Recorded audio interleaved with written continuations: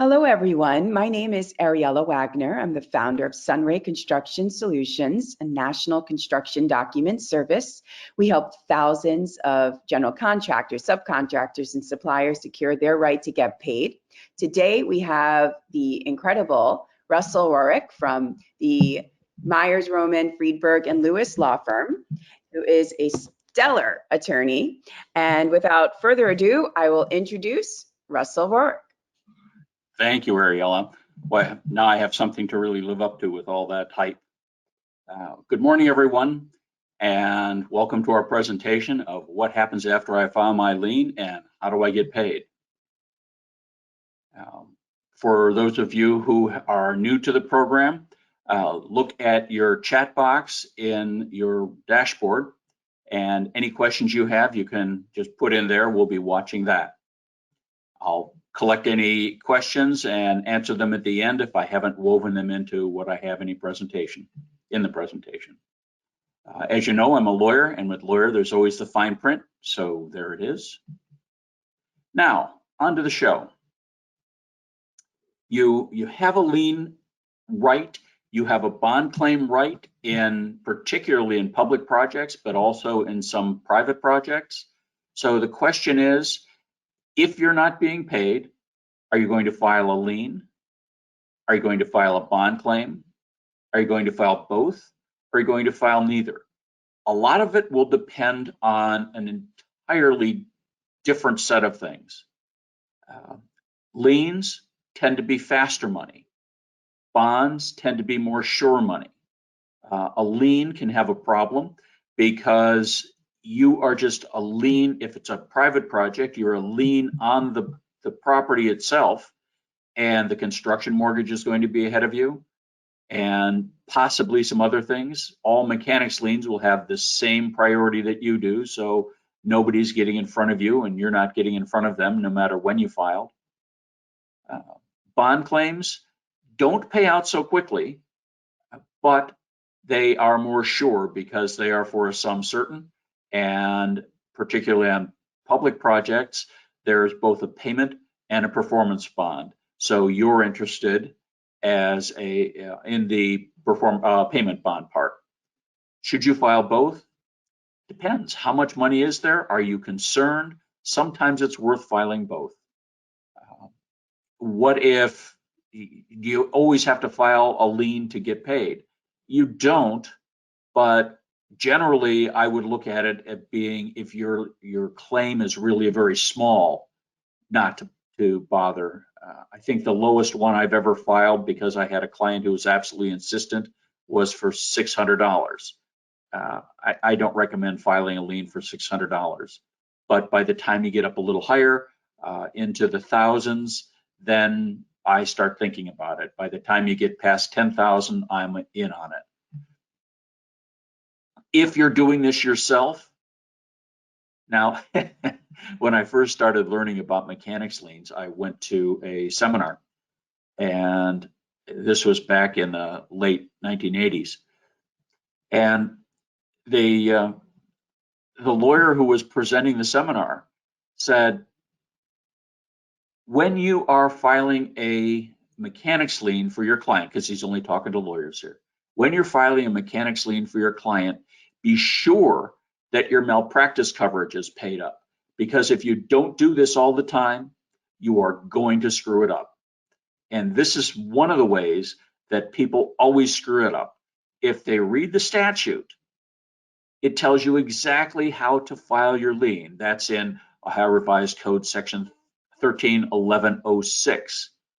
But you never turn the page to get to 131107 that says, oh yeah, you also have to send them a copy by certified mail. Actually, it says you have to serve it on them, and one of the best ways is certified, but there's a bunch of ways to do it. If you don't serve your lien within 30 days, you're out of the running at all. Your lien is void.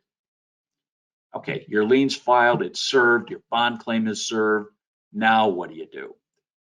The very first thing you do is wait. Now, you're not going to wait forever, but there is going to be some reaction. And sometimes the reaction is strong and forceful against you, And sometimes it's, oh my God, let's get this taken care of. What can we do? You should see what the reaction is going to be before you decide how to work with this. Now, who should negotiate for you? When I'm filing the lien, what generally happens is the lawyer for the other side calls me. If you're filing it yourself, the lawyer or the client, the contractor or the owner will be calling you.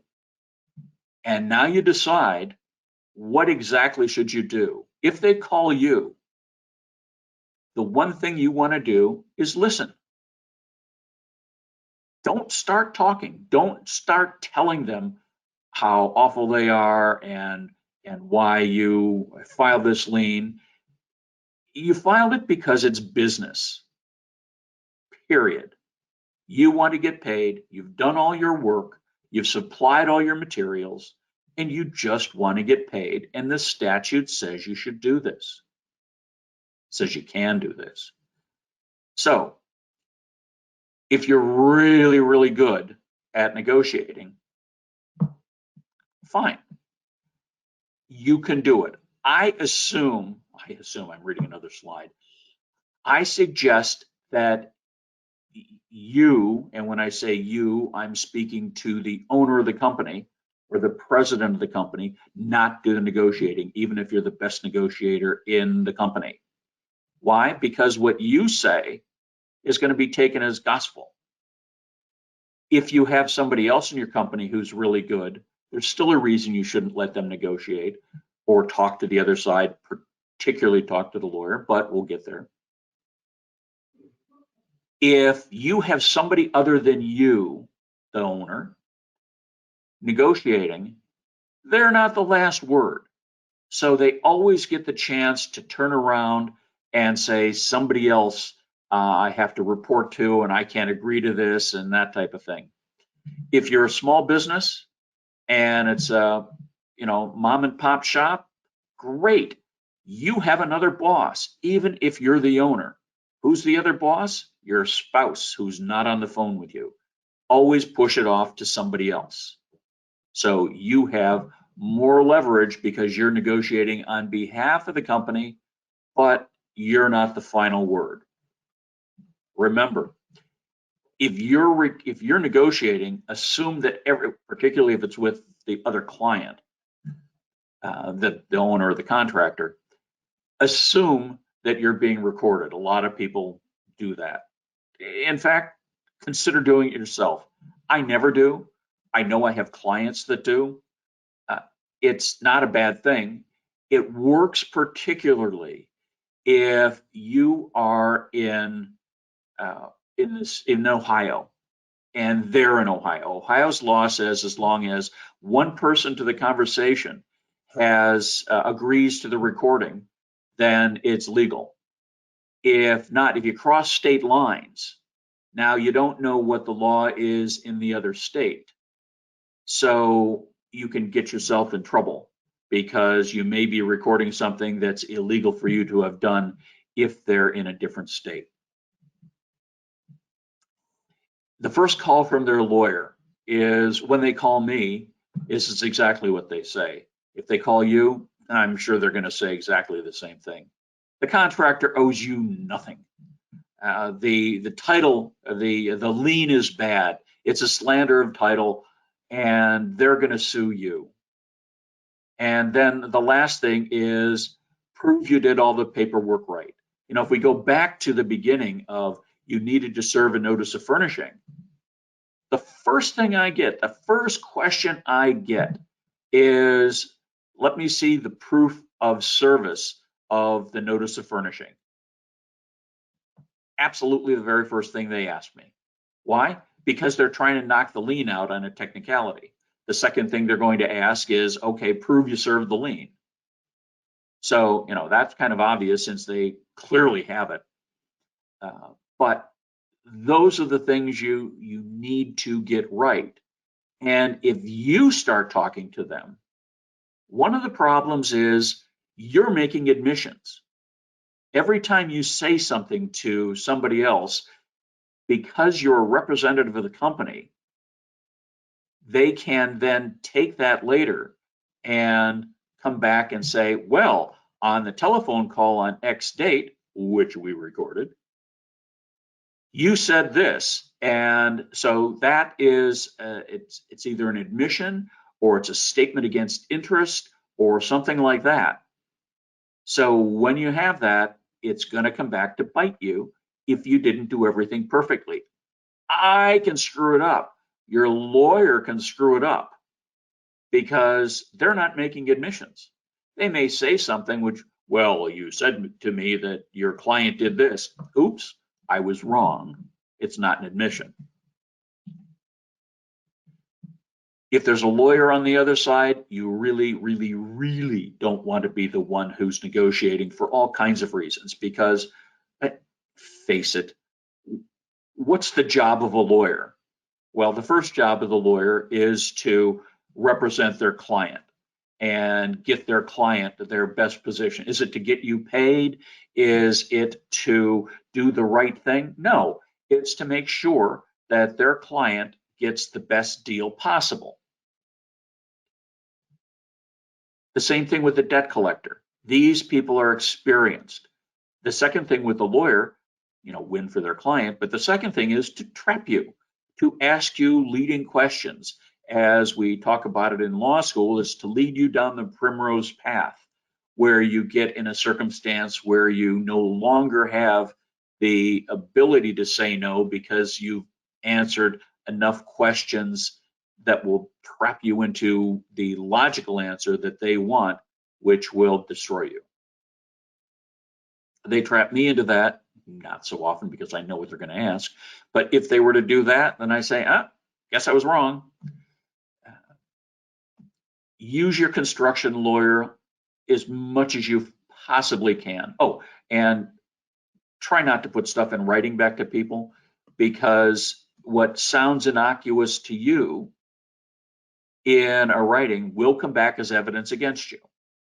Even if you said everything perfectly or you didn't say anything wrong, they look at it as, they'll carve stuff out and say, well, this meant that. And now you have a question of fact.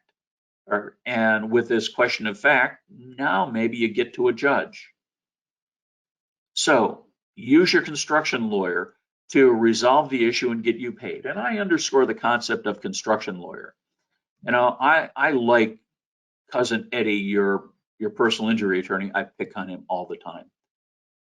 And he may be a darn good personal injury attorney, but you know what?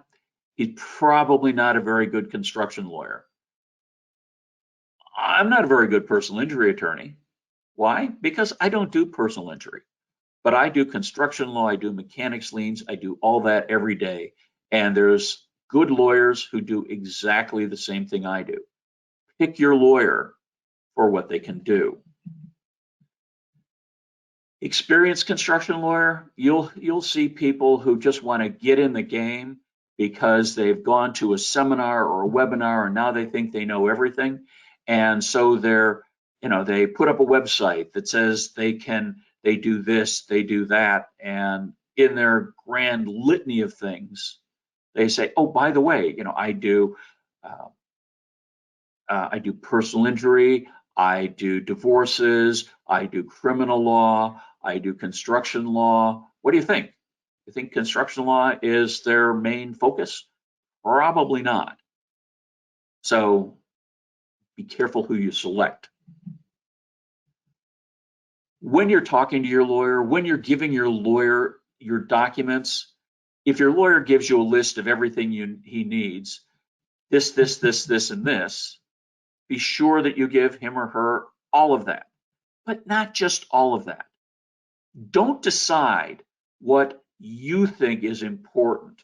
If you think, if there's something else and your lawyer asks for this litany of items, before you hang up the phone, say, is there anything else? I also have this, and this. I usually ask for the litany of items and say, I need to see all of these things, but send me your whole file. Now, sending the whole file, telling your lawyer everything. Why do you want to do that? Well, because your lawyer needs to know everything. Really, the good, the bad, and the ugly. If you screwed up somewhere, great. It happens. But your lawyer needs to know it because your lawyer can then deal with it. The worst time that it's a terrible surprise when you're at trial and your lawyer for the very first time finds out a fact that you said, that was so embarrassing. I didn't want anybody to know. Of course people know. There's ways that they find it out. So go ahead, tell your lawyer your deepest, darkest secrets about this job, and your lawyer can then deal with it the right way. Now, let's get down to what really happens after you file your lien. I've got a concept, I've got a deal right now where the other side's filed a lien and my client didn't get paid, and there's a pay if paid clause. I don't particularly like pay if paid clauses, but there's a pay if paid clause in this contract. And they're fighting it, saying it's not applicable. Their claim is something like $57,000. And of that 57,000, well, their whole claim would have been almost 200,000, and they got paid enough that they got paid in the range of 60% of their entire claim. When my client was able to get money from the contractor above him, he only got 40% of the entire claim, which was well in the millions. So he paid out everybody 40%. Well, the other side is going to sue because we didn't pay them their full amount. Well, okay, but there is that pay if paid clause, and we didn't get paid, and a whole host of other things. So we made them an offer. You know, it's going to cost money to try the case. And with that money to try the case, we offered them $15,000 on their $57,000 claim. Well, they came back negotiating very reasonably. They said in a very threatening tone, we'll settle this for $52,736.18. Why do they say it like that? Because that's a real number. If they say 52,000, that's a negotiating number. So they try to express that that's the final number. And they said, and if you don't pay that amount, we're going to file suit and we're going to claim prompt pay damages, which in Ohio includes potentially 18% interest and potentially legal fees. So they've got this big threat. By the way, the winner gets the legal fees. So if they file their lawsuit, we're going to be claiming legal fees against them too. So you have to think, and this is how I got my client to even offer the $15,000, is we believe we're absolutely right. Now, the question is, A, can you prove you're right to a judge or to a jury? And if you prove you're right, be within better than not type of test, I am more right than I'm wrong type of thing, then you can win. But can you do it at a reasonable cost? What's it going to cost to try this $57,000 case? Well, it kind of depends on whether it's litigation or arbitration and what you've done ahead of time. But there's going to be a cost in legal fees as well as risk. I mean, you can go through and you can, let's say it in front of a judge, let's say it only costs $15,000 to try this case, and that's not crazy. If you're in a jury trial, it can be a whole lot more. If you're in arbitration, it might not be all that bad.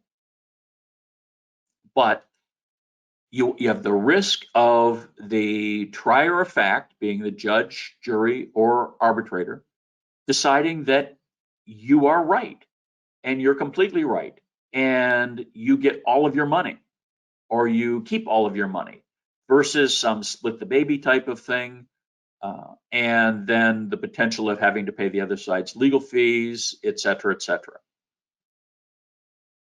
So you need to think at a reasonable cost. If his first answer should have been, in his own mind anyway, I'm probably not going to get legal fees back.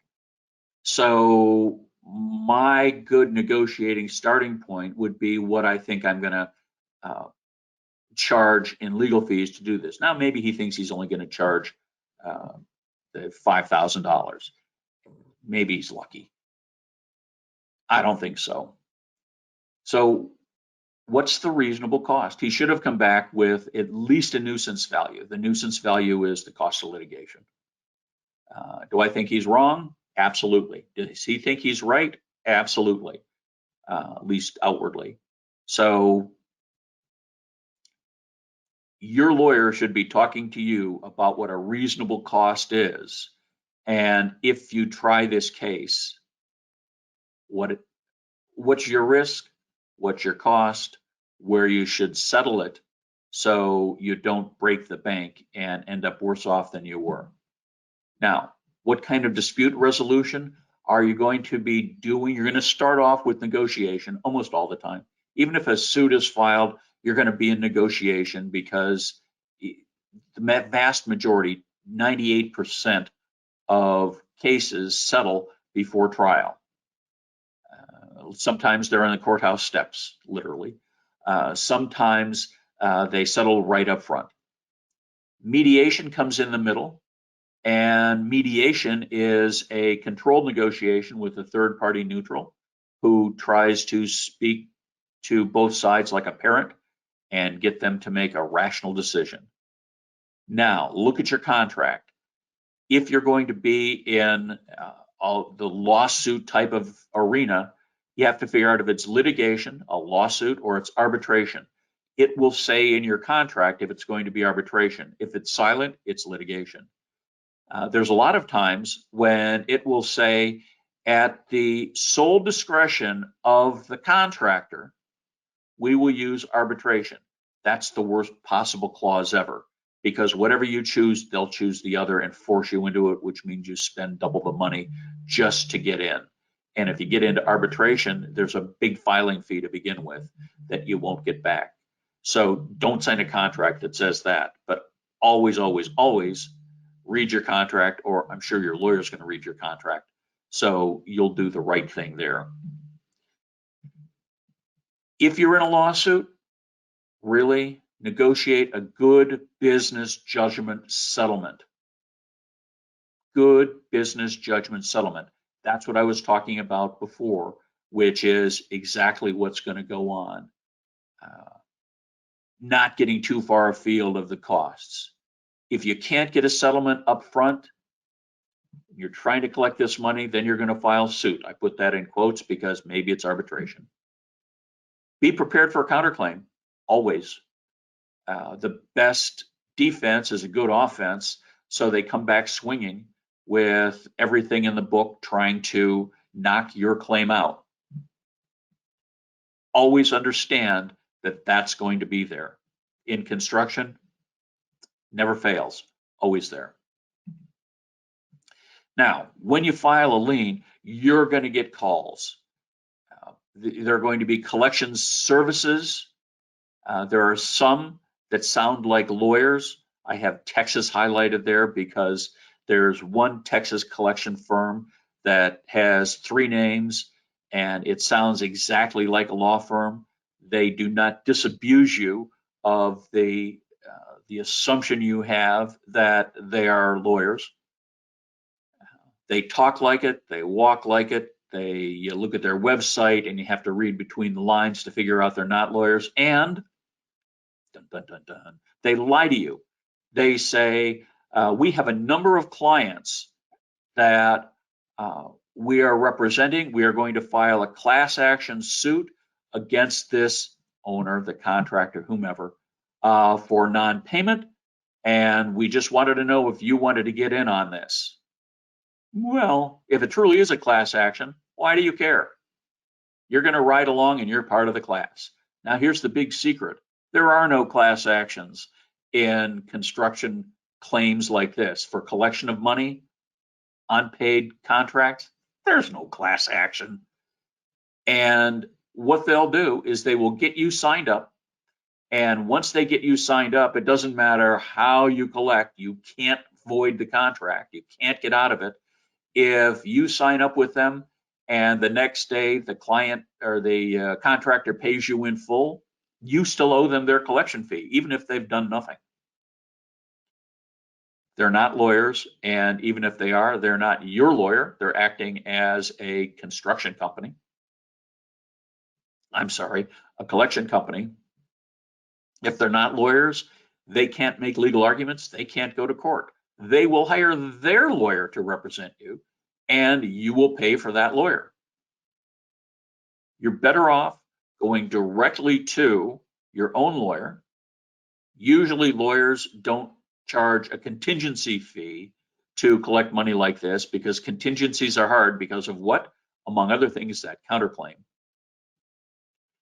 And at the counterclaim point, kind of all bets are off. So hiring your own lawyer, paying an hourly rate is almost assuredly going to cost you less than working through a collection firm. Get your lawyer, get it settled, get it over with. That's the end of our program for today. I don't see any questions here, but as I always say, if you have a question, don't hesitate. You've got my phone number, give me a call. I'm not going to charge you for answering anything about construction law, really, but particularly about today's webinar. Ariella, you want to pick it up from here? You know what? If we want to go all the way to the very end, we could skip all these slides. Okay. Well, there we are.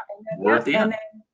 Thank you so much. And again, one of the wonderful things about Russell is he is an attorney of his word. I recommend him to everyone. He is honest. And one thing that a lot of people have a fear in is, oh my goodness, I'm going to get charged, I'm going to get nickeled and dimed. And let me say that not only are you going to have an attorney who represents you in a manner that you will be so pleased with, you will not feel like you will be nickeled and dimed for everything. You're going to have an expert attorney representing you. So I obviously think that you and your firms, you're just fabulous. So once again, thank you so much for your time. I don't see any questions, but as you said, feel free to reach out to Russell. His email address is there, his phone number with his direct line. Again, Russell, great job. Thank you very, very much. And I wish everyone a sunny day. Great. Thank you, Ariella. It's been a pleasure.